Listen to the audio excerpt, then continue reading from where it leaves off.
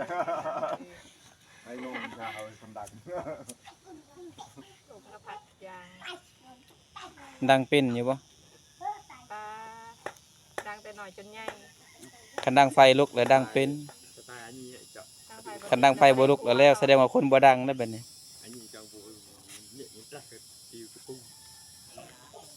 ดังไฟบ่ติดแล้วบ่ได้พัวเขาไปหมดติดเอาผู้เท้าเอาพัวเท่าโอ้ใส่สกัดเจ้าก็ฮะ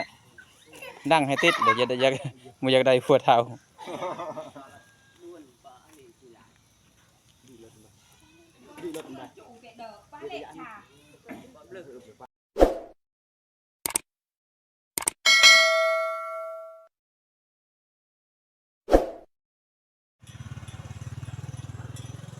สาวทักทายสบายดีพ่อแม่พี่น้องเบิดสุขสุขคนมาพบขอกับเบาจิวคือเก่าพี่น้องกับทีมงานสาวขัดคนงามเมื่อนี้มันเบาจิวจะพาพ่อแม่พี่น้องไปเบิ่งงานจำฮีตอยู่หมู่บ้านเพิ่นว่าจำฮีตของเผ่าบรูพี่น้องไปเบิ่งนำกันพี่น้องว่าเป็นจังไดพี่น้องกับสาวขัดคนงามคือเก่าไปเบิ่งน้ำกันเด้อเจ้าสำหรับตอนนี้แม่นบ่าวจิวกับอันสาวขัดแม่นจะได้เดินทางมาฮอดเทือนที่จำฮีตเลยพี่น้องเฮามาเบิ่งนำกันประเพณีของชนเผ่าบรูพี่น้อง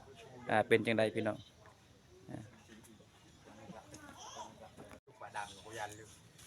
นี่เลยพี่น้องมาฮอดจุดนี้ก็เบิ่งทางหน้าเขาเจ้าเฮ็ดกินพี่น้องเขากำลังคั่วเบหัวหน้าสีน้ำเสื้อขาว สิเสพอยู่เนาะเฮ็ดคักเด้อไปเบิ่งนำกันพี่น้องเพิ่นเฮ็ดแบบใดเมนูพี่น้อง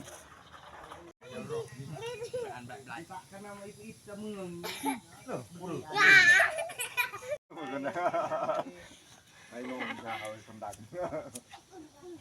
ลูกกระพัดยางดังเป็นอยู่บ่ปลาดังแต่หน่อยจนใหญ่คันดังไฟลุกแล้วดังเป็นคันดังไฟบ่ลุกแล้วแสดงว่าคนบ่ดังนะบัดนี้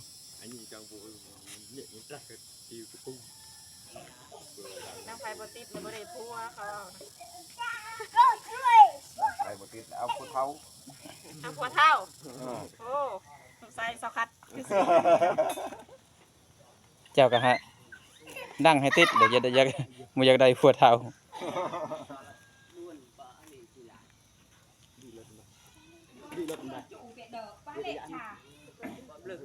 ตอนนี้ยังตอนเสาร์อยู่เนาะเขาจะกำลังเตรียมงานเตรียมSDUเนี่ยกินนะเลยแล้วพุ่นแหละจังไป SPT ถึงเหินนะจำทีตอนนี้ก็ยัง SDU นะกินอยู่นะคือสิติดเลยแหละไผก็คือสิไม่ได้เลยแหละ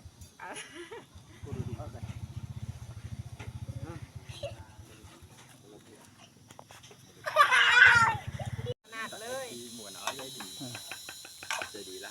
อันนี้ต้มเพเนาะต้มแม่ครัวต้มเพทาทางฟังลาก็น่าสิเอิ้นเพียนะบัดเจ้าเอิ้นได้อันนี้เกรงเกรง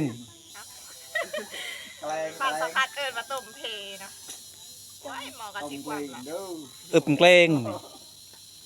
แปลว่าต้มเพียฮะอีหยังเกรงจะสะพัดก็สิได้อันภาษาชนเผ่าวันละคำเป็นได้คือสิบ่ความเนาะอันนี้บ่ความเฮาอันนั้นเอาดินบล็อกมาใส่ข้างนั่นจากหาไปอยู่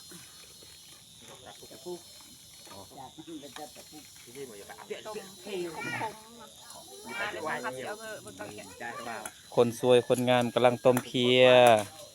เฮ็ดให้แซ่บมื้อนี้แซ่บดีและสาวคัดเฮ็ดกินให้พ่อแม่พี่น้องเบิ่ง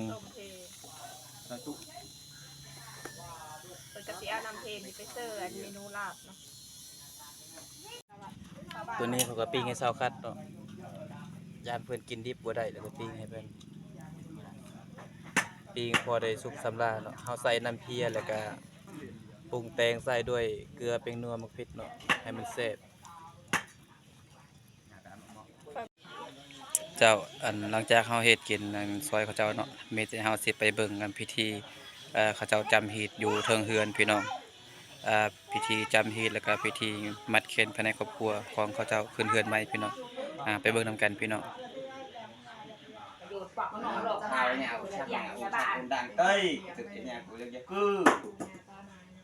เจ็บเมียเจ็บปืนลึกมาลึกไปไม่ได้กูประจำลูกมาข้าวเนี่ยชักดังเต้ยแล้วจะลายหมดเปล่าพูดแต่อะไรตึกเนี่ยกูเรียกจะคือเจ็บเมียเจ็บปืนนะบอกกูประจำลูกมาข้าวเนี่ยมากะย่างหายคนดังเตยชักเต้ยเดี๋ยวกูเริ่มอ่านพันมาพันกี้เจอยิ่งเกิดบ้านชวนชนจนปรักเบิดม้วนเกิดชักเกิดลามกาวาตะปิพรลือพรลือลามและเนิ่มนอกโลกชาเจออีที่ตะกอกอีเบ็ดเก็บปลายหน่อยกูประจินลุกนำมาอย่างละหมดจ่าหมดง่อยเต้ยตุกเนี่ยคุณจะกู้อย่าก็กู้เดี๋ยวเนี่ยชักเนี่ยยอดเอ้ยมา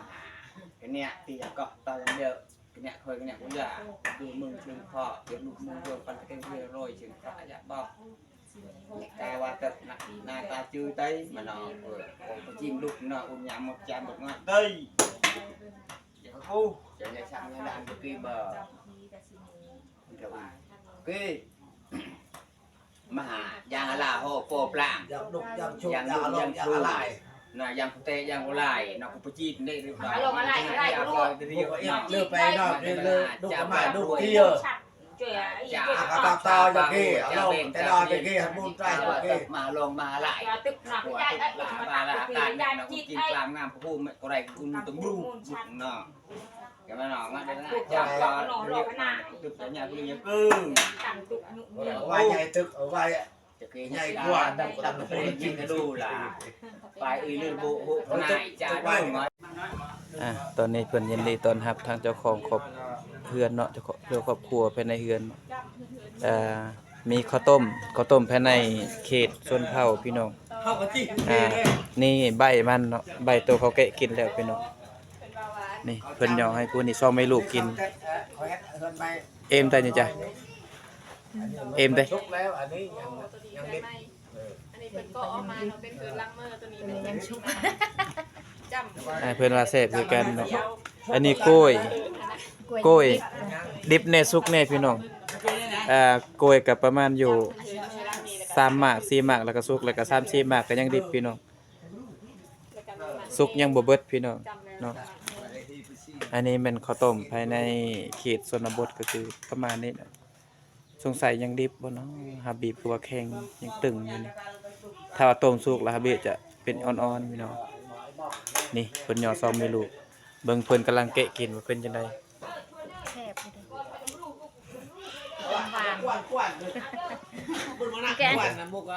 นี่แบบนี้เลยพี่น้องเขาแกะนี่เขากำลังแกะนี่กินให้เฮ้ยแซ่บเดี๋ยวสักคัดสิมาลองซิมเบิ่งเนาะข้าวต้มเบิ่งซาวคัดกินพี่น้องข้าวต้มอันของส่วนเผาข้าเจ้าเนาะแถวเขตชนบทข้าเจ้าสิข้าวต้มแบบนี้หั่นน่ะน้อยๆยาวๆยืดเตะโนเด้อจะบีบอยู่จะบีบรู้ยาวอันนั้นตึงอยู่บ่คันเฮาบีบมันแข็งแล้วคือว่ามันแน่นคือว่าบ่สุกบ่จักบ่สุกบ่เดี๋ยวสักคัดสิมาซิมเพื่อเบิ่งเนาะกะสิแซ่บๆมันๆข้าวนั่นล่ะคือข้าวต้มบ้านสักคัดนั่นแหละเนาะคือข้าวต้มมันข้าวผู้ไทยล่ะข้าวอันนี้ก็ข้าวตะโอ้ยนะมันก็สิเอ็ดได้ยาแบบนี้เนาะแล้วก็ห่อเซอร์เบอร์ตอนี่เนาะตาข้าวต้มก็สิเป็นประมาณนี้นะเบิ่งว้าวซีเบิ่งดูสักคัดต้องจับแบบนี้เอาเนาะอย่ามันติดเลยมันซีเหนียวๆเนาะนี่ติดแล้วมันเข้ามันกูจะไปเอาตุยตะปูแล้วข้าเจ้ามีเชื่อเลยโทมีเชื่อน้ำตาลมีเอ็ดเลยนะครับข้าเจ้าสีห่อตะข้าวนะสดเลยต้องมือจุดช็อกจอนช็อกพี่ใครอ้วนเจอด้วยเลยเจอไปใครปืนนี่ลังมันไกลลงจังแก้วจูให้เรื่อง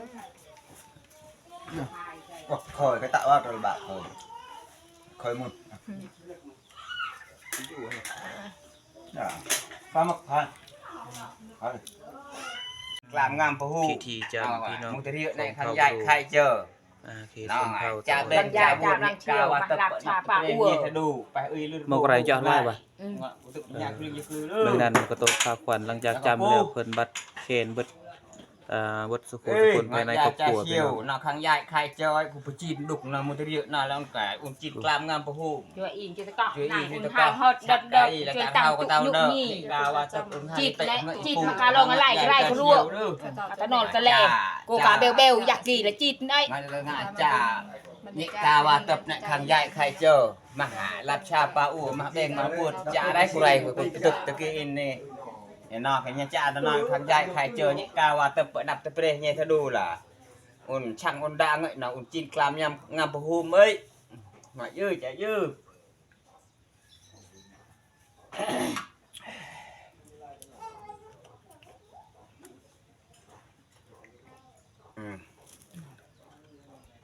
นาจีนไอ้ดุกหนองไปจีนได้อุ่นข้างยายใครเจองัดดังยาจ่าดังเชียวมุตเรียกี่มันเปล่าตะโอบุญเปล่าฉะบุญโฉรเปล่าโออุ่นบุญเตียนบุญเปล่ากุมช่วยชอกระงอมช่วยยุบโบกได้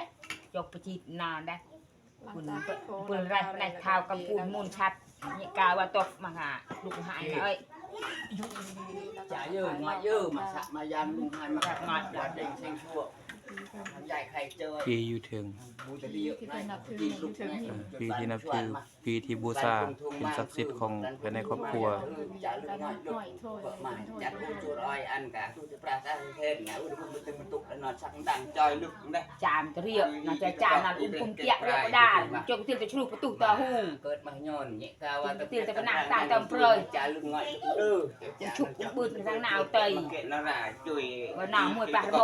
นาร้านดอกปลาดาวเชียบอินเจ้าห้าพันยาตัวเป๊ะ คุย เอ้ย นอนเลยงอยคุยกันเบากองกี นายกระหับเราจะตลาดนายกระชากกระดาษตะกันดอน น้องข้างยายใครเจอมุตเรียเราก็จีนลุกน้องข้างยายใครเจอจีนกลามงามพะฮู มากระลุกหลับกระชากกระบุกอุ่นกับกล้วยตะมวยให้เลยอย่า บ เบ อ อก กองกีน่าอุ่นน่ะจ่าเพียนจ่าเบกจ่ามากาหลับชาปาอูมาดูมาร้อยมาดูเมลมดูด้วยมาน่ะจ่าดื้อจ่าน่ะยังช่างยังได้ไว้น่ะจีนกลามงามพะฮูข้างยายใครเจอจีนลุกนะยายเอ้ยมุตเรียน้องมันจีนกลามยามพะฮูมาเจอแล้วมาตะดึงต่อถ้วยก็โกรกกลาถ้วย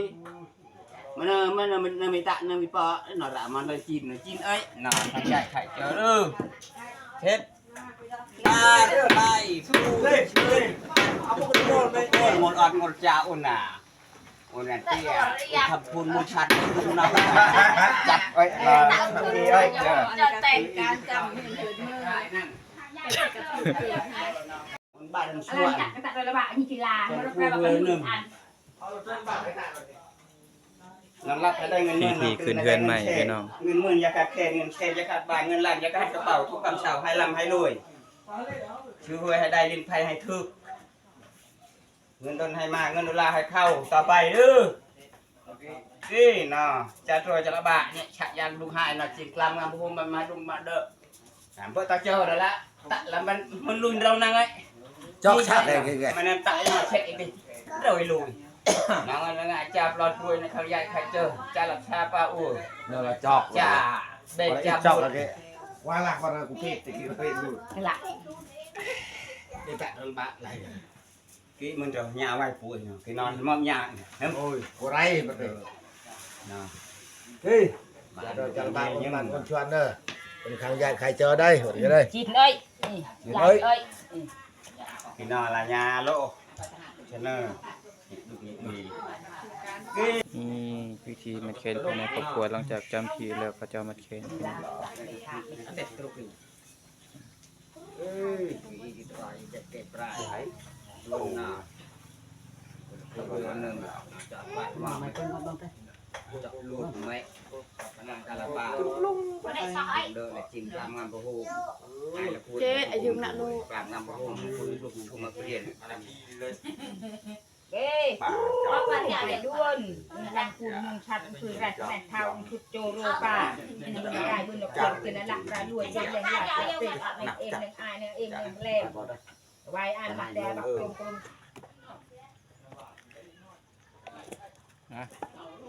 เฮ็ดกินซอยเขาเนาะอันนี้เป็นลาบเนาะยังบ่หอมอยู่ ใส่ข้าวคั่วหลายๆให้มันหอมเสพบ่เสพบ่ฮู้เนาะ เสิร์ฟไปก่อน เสิร์ฟไปก่อนเฮากินดิบบ่ได้ล่ะมีแต่ปรุงเรียบร้อยแล้วก็เฮาก็คั่วต่อถ้าว่าจะกินนั่นสุดนะ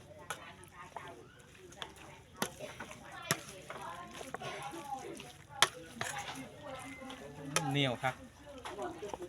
เอาใส่คั่วลายถึงเหนียว หรือเสิร์ฟน้ำเพอีกบ่เอาน้ำเพลาดลงไปอีกบ่ เอาใส่ยันมันอันนั้น อย่ามันแพงกินมันแพงกว่าติ ยันมันเละเอาใส่ลายเลยกิน เป็นอร่อยมันก็จะช่อยกิน เอาซอยเหรอซอยจ้า ช่อยจุดหน่อย ซอยจุตัวหน่อย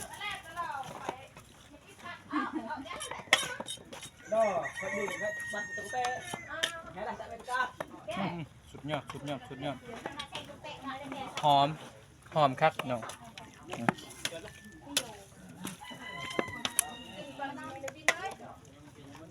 มาเพียซีนไปให้พี่น้องมาพอเบอร์รี่ลองมือดูอามาแล้วนะ เอาไว้ทั้งก้อนเพื่อนเอาหาช้อนเนอะอะไรไว้ตรงกลางนี่ เอาดูลองเป็นยังไง บ่แซ่บแล้วปะ ยังบ่ซิม ฮึดเกี่ยวน้องตาจ่า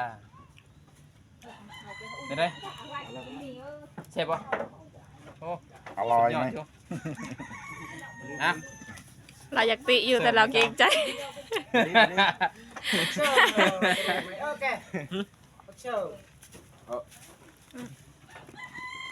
นี่เขาตะโกน มากินน้ำกันเสียจะว่าตัวปิงฮะ แซ่บ ทำไมถึงนี่ตัวนี้เป็นปิงให้ซอคัดเนาะอย่าว่าเรากินดิบบ่ได้ปิงให้มันกินมันลองเบิ่ง จิ้วไว้ สาวสำหรับอันบ่อยู่กับซอคัดเนาะจะเดินทางกลับบ้านพี่น้องลงมาแต่เฮือนจำฮีดเนาะกินข้าวกินน้ำแล้วก็สิกลับบ้านพี่น้องซอคัดก็อยากเมื่อบ้านเพิ่นเนาะขอขอบใจสำหรับคลิปนี้เนาะจะจบลงสำนี้พี่น้องขอขอบใจเบิดสุขทุกคนที่รับชมและติดตามเนาะพี่น้องเนาะบ๊ายบาย